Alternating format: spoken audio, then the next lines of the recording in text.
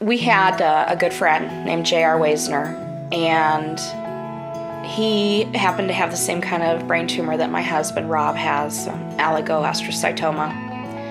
And he unfortunately didn't do as well as my husband. And on his deathbed, we asked him, "What would you like for us to carry on in your legacy?" And I think Rob and I at the time were thinking he would say, make sure that my wife Jennifer can take care of our 2 kids and that she's not alone and that she has help. And instead, he brought up something a little unusual. He said, "I really would like you to start a nonprofit organization in Kansas City that helps people after the diagnosis of their brain tumor." So that's how Be Headstrong was basically born. Basically what happens is we get phone calls from social workers or doctors or nurses, and they'll say, "We have a family in need." The paperwork is filled out just for our auditing purposes to make sure that they are legit and they have a brain tumor. And then either the nurse or the doctor or the social worker will let us know what the family needs, and then we call each family and we'll say, "What is your greatest need?" And some of these families have a lot of needs. But if we can get them to kind of a little bit of safety in the next phase in their life. So for some people, it's we need groceries for the next 2 weeks because mom had to quit her job to stay home with a child who was just diagnosed with a brain tumor. Other times, it's gasoline cards that driving to therapy or chemotherapy or radiation treatments, they don't have enough money just for gasoline for their car. So we're able to give them gasoline cards. One young man, we got a call and all he wanted to do was ride in a train and visit his grandparents in Illinois. And the social worker at Children's Mercy contacted me and said he wants to go see Grandma and Grandpa one more time, and he loves trains. We have an Amtrak station nearby. Is that a possibility that Be Headstrong could help his family do that? So we were able to get Garrett and Franklin and his parents first-class tickets on Amtrak to go and visit his family in Illinois. A young lady who, she was originally diagnosed with a brain tumor at the age of 2. She went off to college, she was doing well for 22 years, and unfortunately it came back as a glioblastoma. Her dad, who's a preacher, asked her, "What do you want? Is there anything special you want?" knowing that she wouldn't make it much past the holidays. And she said, "I want the whole family to go see the Nutcracker." She loved ballet. So again, the social worker called us, Dr. Shalitz called us and said, "Can Be Headstrong make this happen for this family?" And of course, got front center seats for the whole family to go see the Nutcracker, and the nurses that she worked with bought her a pretty outfit so she could look pretty and have her hair and nails done, and they were able to see the Nutcracker. So I feel like Be Headstrong, we've kind of branched out and we've made our services more personal based on what individual families need at the time. And that still might be grocery gift cards or gasoline cards, but it might be something more personal, like a train ride to see Grandma and Grandpa or tickets to the Nutcracker Ballet. And it's a really good feeling when you hear on the other end of the phone, "Oh, you can do that for our family?" We can only do that through the generosity of our community. We can only do that through gifts and grants and $10 donations that come our way. But the thing that makes me so proud, and that I know would make JR very proud, is knowing that no one on Be Headstrong is paid a penny for their services. None of our board members make $1 off this. I don't make money off of this. Yes, we do have some administration costs as far as stamps and envelopes and linens that you see on the tables this evening, but all that other money goes right back to the patients and families in the Kansas City area who desperately need our help.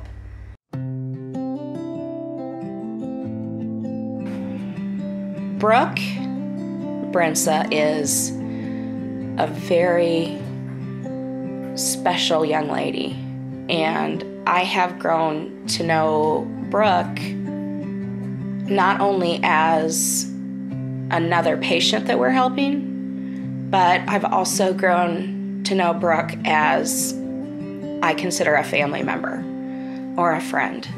And when her social worker reached out to me, she said, "We have a family in need. There's a young lady who has a son with a brain tumor." And I said, "Okay, what can we do to help?" And Sally, the social worker on the other end, just went silent. I'm like, "Sally, what does she need?" And she said, "Gail, I don't even know where to start. She needs so many things that to try and pick one thing is going to be very difficult for me." And I said, "Okay, let's start at the beginning." Brooke was out of town.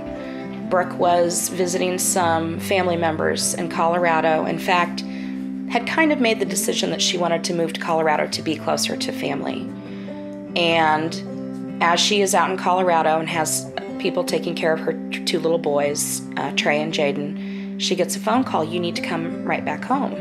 And she had called me back a little later and said that they found a tumor. And that I needed to come back. So me and my dad got a flight out for Monday morning to get to the hospital. And they had already done one surgery. They put the EVD in because the fluids were really bad. And the plan was to do surgery Monday, but luckily, I don't know, some case had came through, so they had to switch it. So it got switched to Tuesday the 9th. And so that gave a night with Trey. And I remember walking into the room, and Trey said, "Mommy, will you promise me something?" And I said, "Yeah, Trey." Then he said, "Please never leave me again." And from there on out, I stayed at the hospital with him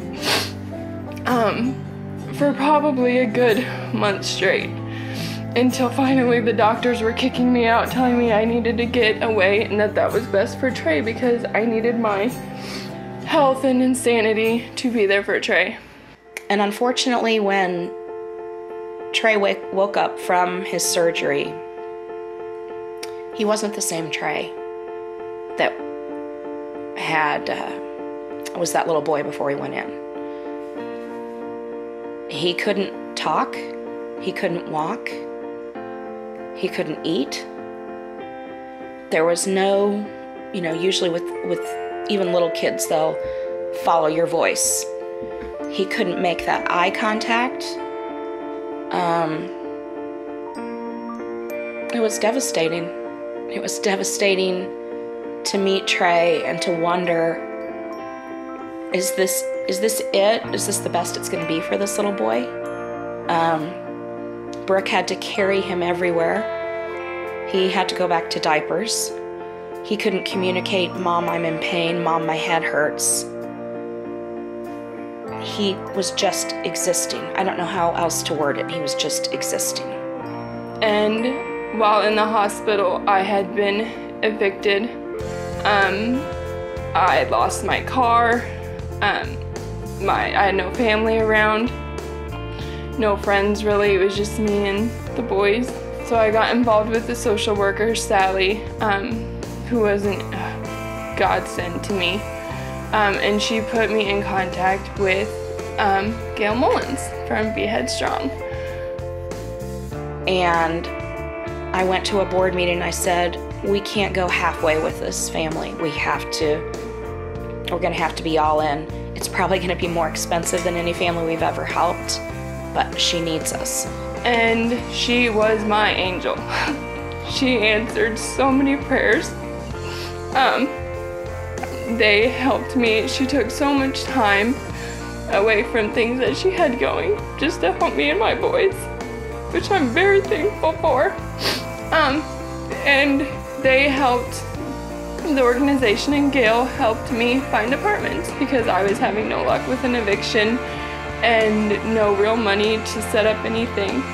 So they helped me do that. They gave me Target gift cards to help get stuff while I was in the hospital.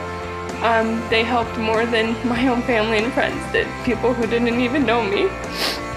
And I'm so thankful for that. For Trey to have someone to take care of him and his needs while she worked was going to be $20, $25 an hour for a caregiver. To take care of him would have cost her more money than her $10 to $11 an hour job. So she was really stuck. Brooke really wanted to work, but due to the ages of her kids and the severity of Trey's needs, she didn't have any options. And so I contacted my Facebook friends and I said, we're helping a young lady. She needs everything. And it was the coolest thing. People were coming out of the woodwork. I have an extra set of dishes I don't use. I'll bring them over. I have a sofa that I'm not using. I'll bring it over. I have an old dining room table. And people would almost apologize and be like, it's not perfect. It's like, we don't need perfect. We just need her to be comfortable. The best part was a friend of mine who also teaches at Blue Valley High School contacted Eric Driscoll, who's the football coach. And we said, we need help. We need strong boys. And he asked his football team, would you be willing to devote 3 or 4 hours and move furniture for a mom who desperately needs some help for her son? And that morning at 6:30 in the morning, there were just trucks and caravans, and we had a U-Haul.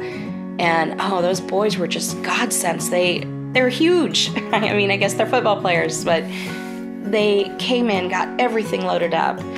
TVs and mattresses and bed frames, bunk beds for the boys that had been donated. And they spent 3 to 4 hours over there setting things up. Never complained. Never once did they complain. I'd say, I need this over here. I need you two boys to put together this dresser. And they did it. And by the time Brooke moved in, then a few hours later we called her in when things were settled, she had a home.